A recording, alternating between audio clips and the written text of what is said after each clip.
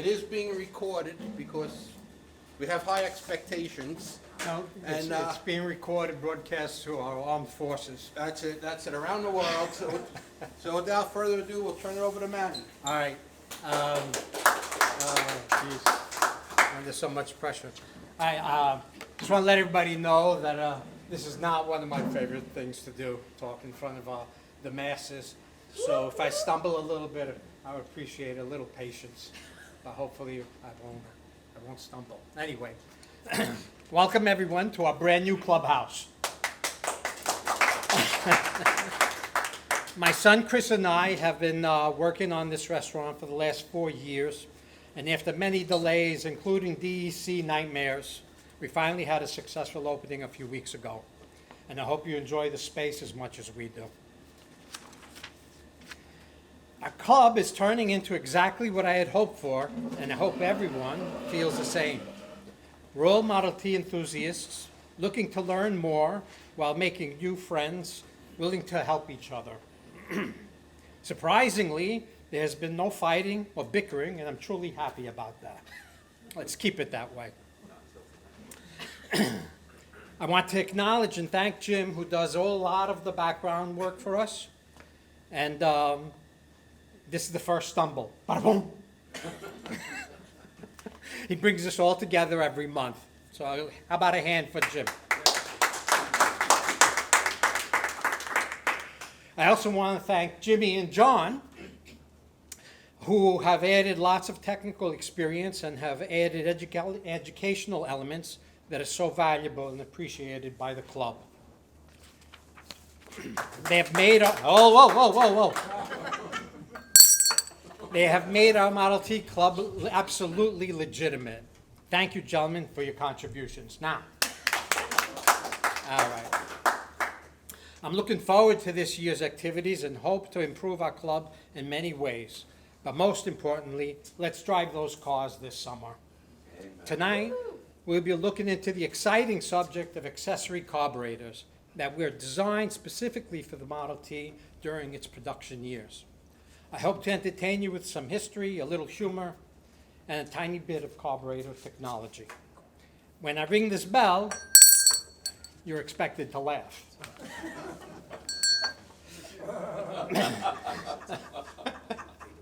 My presentation will have automobile racing undertones because that's where the engineering and technology was that produced the very best carburetors of that time. Can everybody hear me?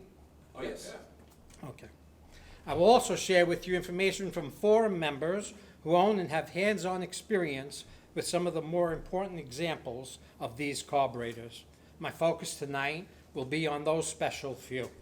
I collect brass carburetors, as you can see, and I'm looking to add a few more to my collection, so everybody sees an interesting one somewhere, please let me know. Unfortunately, the better ones were not produced on a huge scale, so they are not available abundantly today. And in some cases, they are highly collectible and pursued by all kinds of auto enthusiasts. I've always had a fascination with old technology. Not only did things work, but there was an emphasis on aesthetics and eye-pleasing, curvy designs. Brass carburetors from the Model T period fit the bill for me. And I'm glad to be able to share with you what I know about them. The screen we're looking at is a creative photograph by Rob Wolf, a carburetor collector and forum contributor from not too long ago. All right? Yeah, we heard that. There we go. All right. Oh, wrong slideshow. Sorry, guys.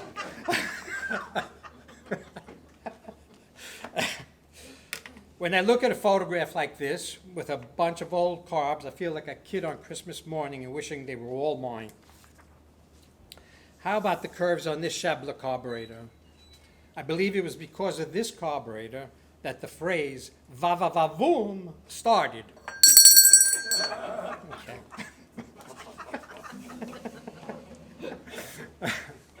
All right. This is Russ Potter, who was a prolific restorer that created what people call jewelry-like carburetors, and his wife Mary. Some time ago, he loaned many of his carburetors to display at the Model T Museum in Indiana, which should be on our bucket list as Model T enthusiasts. Well, we all know about the factory-installed carburetors that came with the Model T, such as the Kingston and the Holly. But has anyone ever heard of the Wizard, the Gardener, or the Tangy Cyclone? How about a Zenith carb that runs on butane gas? They're all documented in the Model T Ford Club of America handbook, carburetor handbook. Believe it or not. There were literally hundreds of carburetor manufacturers for the Ford Model T. This screen represents the manufacturers that I was able to find information about, and it totaled about 60. It's hard to believe that there were so many, but those companies knew that the stock carbs were deficient, and they tried to take advantage of the market by creating superior products. Now let's find out a little bit about them. We all know who won this battle. That's the Holly and Stromberg there. Stan House said, if you want to know which carburetor runs better, just look at the quantity of moving parts. Hollies were made quickly, simply, and cheaply as possible to perform adequately. Stan Howe was another prolific rebuilder who said that he had worked on or collected well over 100 different brands, and claimed Rob Wolf, who was the guy that took the picture in the beginning, had a lot more.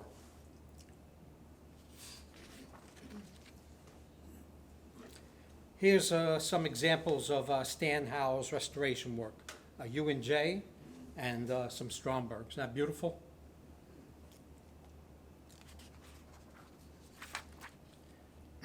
This is an astonishing photograph, before and after photograph.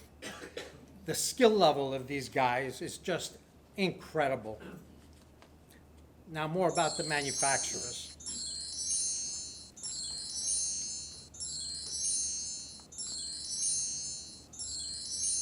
Crazy, right? There's a lot more, but that's good enough. What did the advertisement say? Most efficient, ensure quick starts all the time, accelerate to max speed almost instantly, saves the battery, saves the starter, power equal to the occasion, a force greater than the drag of mud. Greatest on the market for vim and speed. Vim means enthusiasm. Ring the bell. Haha. All right. Speed, got it. It runs perfectly at all speeds, guaranteed to be more perfect than any other. And my personal favorite, always get away first.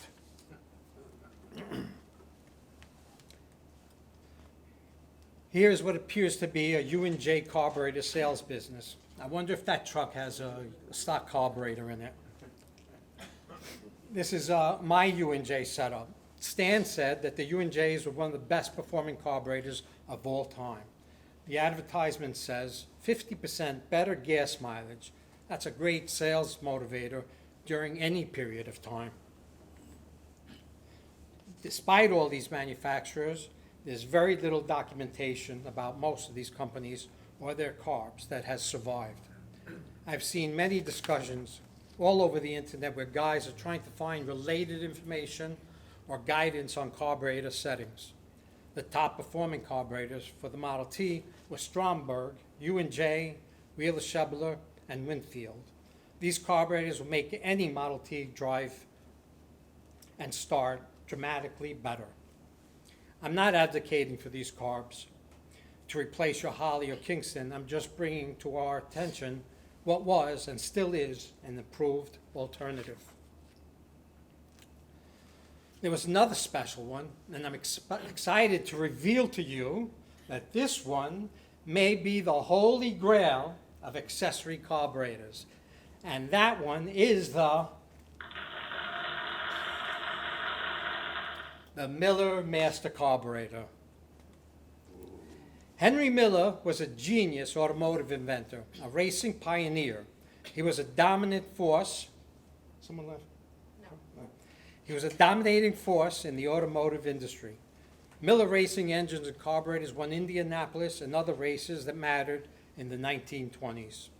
The company, Miller Inc., was successful and was one of the few manufacturers surviving into the later part of the century. He built racing cars like this one, the 1919 TNT Racer. Isn't it a beauty? Wish I had that car. Huh? And this one. A 1927 that recently sold after a detailed restoration. Harry Miller was involved with several automotive firsts during the brass era, and he rode as a riding mechanic in 1908 at the Vanderbilt Cup races here on Long Island. The Miller Master carburetor, and it's on that table right there, that actual picture there. The Miller Master carburetor was designed for the Model T Ford, along with its intake manifold shown here, that would have been sold to the Ford owner as part of the installation kit. The updraft style was common on aftermarket carbs. This setup, unfortunately, has a reproduction manifold. The originals have the words Miller Master on it in large print. They are much harder to find than the carburetor itself. What's my? Nothing. My phone? The Miller Master carburetor provided much more power than others, had design elements not found in any other carburetor, intricate and precise machining that required no gaskets. The common butterfly throttle was replaced with the genius rotary throttle, Tony. It had a built-in dual filter screens of 80 and 100 mesh, multiple fuel jets. Competitors paid to use Miller design elements. It had incredibly low idle, and the cost was $35. That's $650 in today's money. Here is an article that highlights some of the Miller Master features. Concentric float, spiral rotary throttle, master fuel distributor that makes gas act like dynamite. Dynamite. This is a master fuel distributor with a simple and clever dramatization of how it works. The Miller Master throttle was a graduated spiral that, as it turned, exposes and opens the individual jets, allowing increased volume of airflow while delivering fuel as a gaseous spray. Back and forth. The very low idle is produced by having only one of those jets open. Royce Peterson, a forum contributor, rebuilds and road tests a Miller Master, and he documented the process with excellent step-by-step photos. You can check it out on ModelTFordFix.com. Has anyone heard of this website? Yeah. It's a great website. It's not like the forum website, but it's got really detailed how-tos on a lot of different aspects of the Model T. Okay. Royce removed the Winfield carburetor from his car to install the Miller Master. But before we get to Royce's experience, a little about the highly collectible and very hard to find Winfield carburetor. This is Ed Winfield. He worked for Harry Miller in the carburetor department at age 14 for 60 cents an hour. He was a fast learner and was soon moved to the machine shop and worked there for several years. He was a budding genius who wasn't interested in formal engineering, which was the culture at Miller Inc. However, he could do difficult, self-taught calculus in his head. Ed and Harry parted ways in 1921. The Winfield carburetor was born in 1924, and he built the world's fastest Model T. His company had great success designing and manufacturing his carburetors. They dominated Indianapolis racing so much that in 1930, all but one car had a Winfield. That one car Miller Master Carburetor. He was considered the father of hot rodding, creating, inventing, manufacturing all kinds of speed equipment. Here is Ed flying around the racetrack. That's a nice historical photo. This is the Winfield carburetor, one of the models of the Winfield. It has a high and low speed adjustment, which is typical for the better carburetors. It also has a muffler, believe it or not. You see that round piece over here? And what that muffler does is this carburetor sucks in so much volume of air that it creates a very loud hissing sound. Now on a racetrack, who cares? On the street, in your garage, it could be annoying. I did that without reading. This advertisement shows the cost of the Ford and the Chevy version, and the Ford was $40, which was $5 more than what the Miller was selling for at the time. This is the Miller Model M, which is a side draft model on Rob Wolf's Daily Driver. He's the guy with the photograph and voracious collector. That he would use this on one of his personal Model Ts when he had access to any carburetor in the world related to Model Ts says a lot. This is a Winfield, so you could see the size of the muffler. That's an unrestored version. Curiously, Lang's used to sell the updraft manifold for the Winfield, but they also advertised that it would fit a lot of other carburetors. And now Royce Peterson's installation and driving impressions. We removed Winfield Racing Carburetor, so the Miller Master had big shoes to fill. The mixture was sent to 80% towards full lean, and it seemed to idle best. We accelerated out of the driveway in low gear and noticed the carb airflow was louder. The Miller Master doesn't have a muffler, so that's what he's alluding to. The car had significantly improved power compared to the Winfield. This was incredible and hard to believe because the Winfield was so superior to anything I have ever run previously. Shifting into high gear, the car accelerated like never before. We drove for about an hour, and with the increased power, drivability was vastly improved.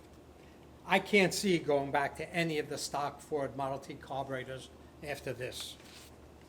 Another forum contributor, his name is Mark Osterman up in Rochester, New York, installed a Miller carburetor on his car, and he had the same anecdotal conclusions as Royce. Most incredible carburetor I've ever had on my T, and I've tested some of the best. Amazingly slow idle, and yet incredible acceleration with impressive hill climbing strength. Mark is a very interesting man, and I've got to know him a lot the last couple of months. This is his Daily Driver, 1923 Roadster that has the Miller set up in it. Isn't that a beautiful photograph?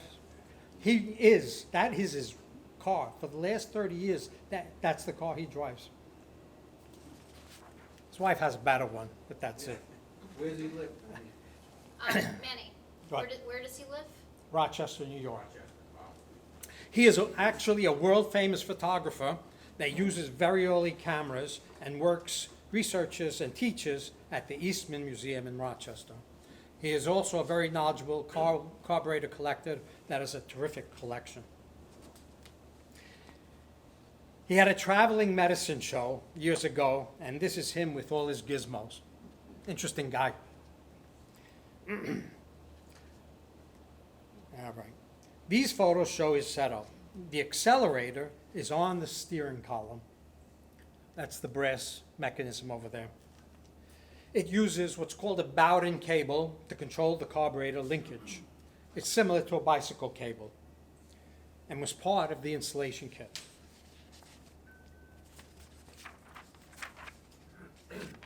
The videos that follow are Mark's master carburetor running at various speeds, followed by a 15-degree cold start in Rochester, New York.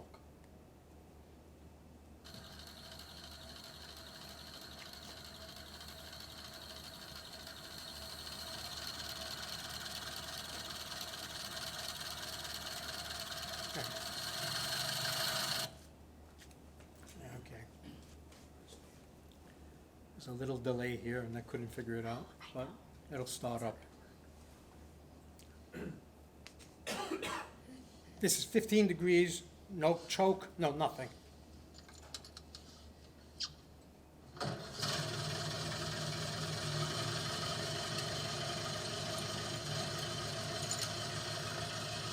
Not crazy? Bruce Compton is a carburetor guy in Canada that I know, and he is a Wheeler Shebler fan, which is another one of those few special carbs. There's a Wheeler Shebler right there. His claims echoed the Miller Master carburetor experience of the others. I wonder if any of the cars on tour run these carburetors. Anybody know? No. So I purchased a Wheeler Shebler from Bruce to put on my Spark Gap delivery van.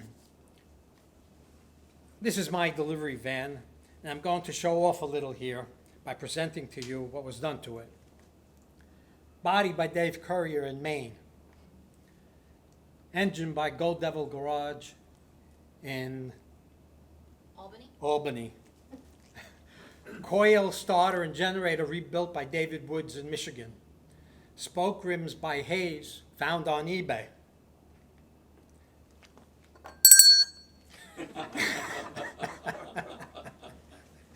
Carburation by Wheeler Shebler.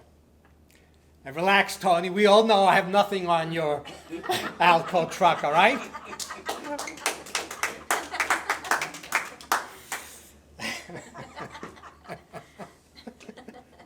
All right? On the Wheeler Shebler, the red dot is the low idle adjustment, and the yellow dot is the high speed adjustment. Both adjustments have arrows pointing in opposite directions that labeled more gas and less gas. So the amount of detail, even labeling those little tiny things, is just amazing to me. It came with a non-original custom air pipe. The Wheeler Shebler is a side draft carburetor, and it fits on the stock intake manifold perfectly. Installation should be very familiar and easy. The carburetor came with handwritten directions from Bruce, and he said, if you do need to make an adjustment, it will be only one time. Once it's set, you can forget it. No further adjustments will ever be needed. Ever. Manny, once you run a Wheeler Shebler, you will never run a stock Model T carburetor again. There we go with that, never run a stock carburetor again. That's a picture of the Miller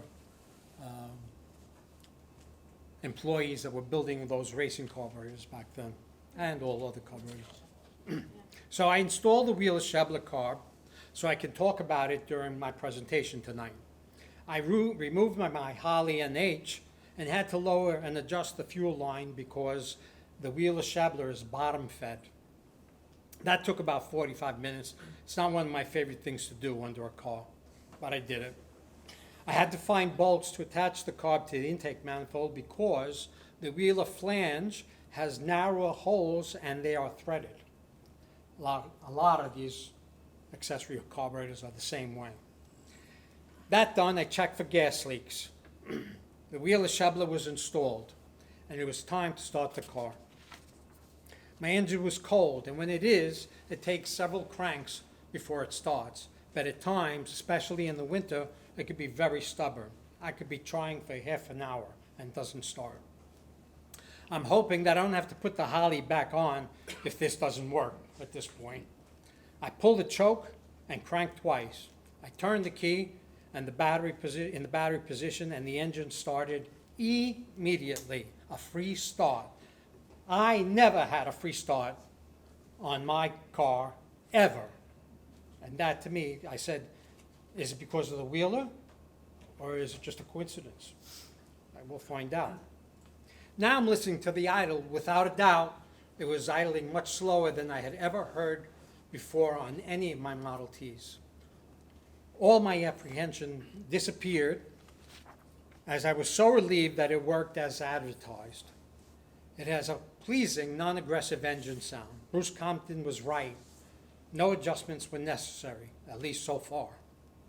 Here's a video of my engine running low idle. It's followed by the Miller Master running at low idle for comparison.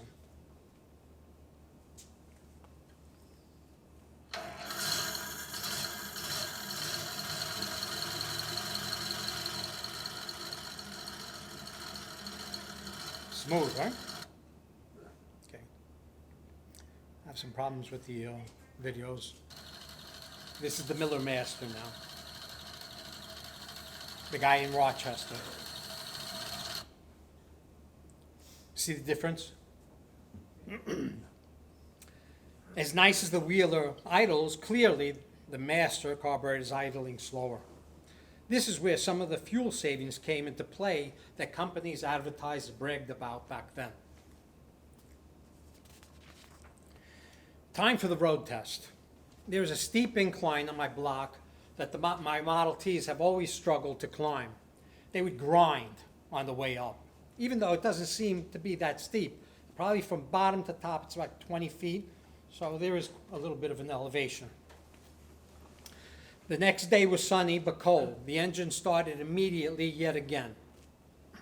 I let it run for a few minutes to warm up, and I was very eager to see how it handled the hill at the bottom of my block. So I drove down the driveway. I turned left onto my cul-de-sac. I came around and gave it some gas. Has anyone experienced a jolting pickup in their Model T? Well, I did that day. I couldn't believe it. The car just kicked. I couldn't believe the power. Where did this come from? So I came around the cul-de-sac and gave it, I read that. I throttled up. Ring it up. I throttled up. Thank you, Bob. I throttled up and experienced a very different feeling and sound. I drove down the block and made a turn at the bottom of the incline and came back up around. There was absolutely no struggle, no stress, no strain that I could perceive at all on the engine. And no brakes. It was almost the same as riding on a flat road. I was very pleased, and I knew I had something very special at that point.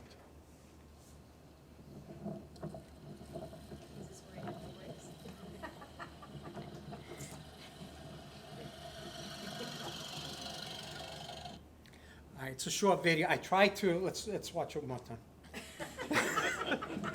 I tried to film a longer video, but the rain has been raining for days now, so. All right, everybody have enough of that one? All right. Is that It what? goes so fast, Manny, you can hardly see it. Manny, John said it goes so fast you could hardly see it. Yeah. Do you have the video on like speed 4? I'm going to put a seatbelt on and airbags now. Since last week, I've started my car many, many times, and the starting has turned into pure joy. There is absolutely no hesitation. The car just starts right up. Matter of fact, I disconnected the choke. It is absolutely not necessary any longer.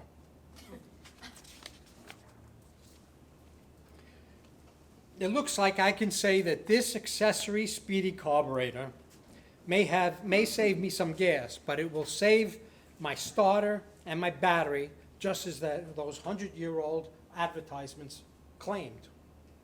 If I hadn't stumbled across Bruce Compton and his Wheeler Shoveler, I would run my Holly NH, never give it a thought.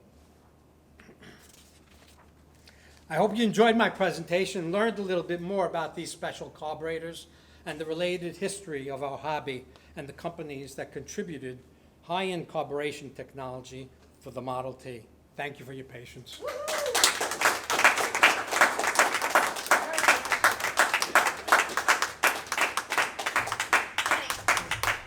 Where's my video? Oh, one more video. That's the finale. Boy,